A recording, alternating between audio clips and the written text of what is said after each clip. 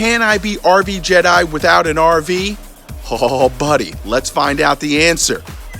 Let's do this. Woo!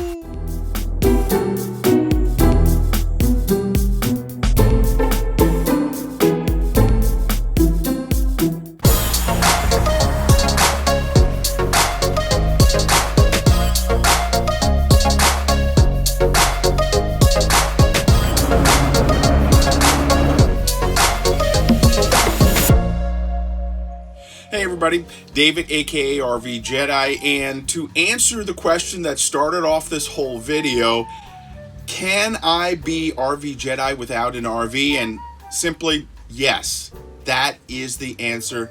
I can. Let me explain. A couple of weeks ago, I took my RV out for the very first time. It was going to be my first trip of the year.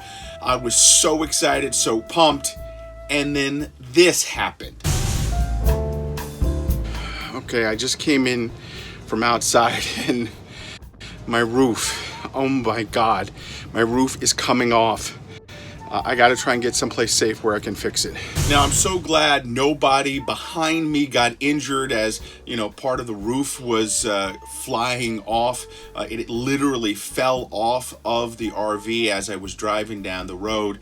When I finally got the RV back from my trip and put it in storage, you know, I gotta be honest with you, I was in a funk for a couple of days. I just never had heard that a roof could fall off simply by driving.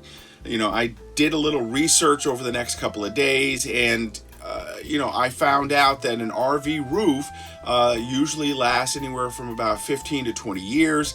And I'm kind of right at the beginning of that, somewhere around 16 and a half years. So it was tough. You know, I was a little depressed, I won't lie.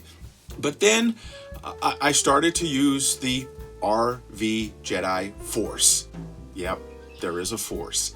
Basically, I reached out to my insurance company, let them know what was happening. We started to work to figure out how to get the roof replaced. I've called around to a couple of different places to get the roof fixed. I think it's going to happen fairly soon. But right now, until I get that roof fixed, the RV, thank goodness I have indoor storage, will stay in storage.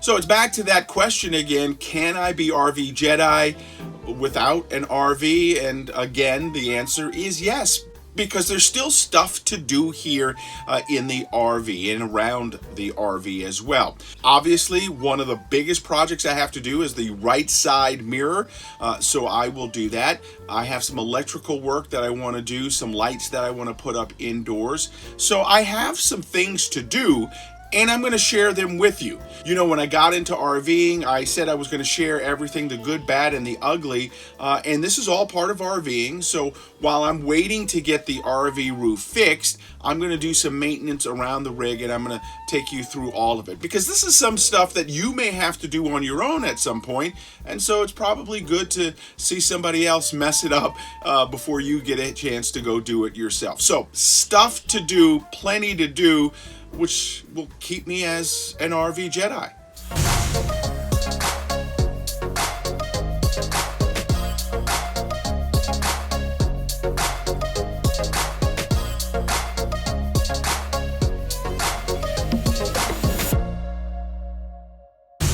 So that's my story, and I'm sticking with it. Still plenty to do, and I'm going to share it all with you as I fix some of the things in my RV as I wait to fix the roof in my RV.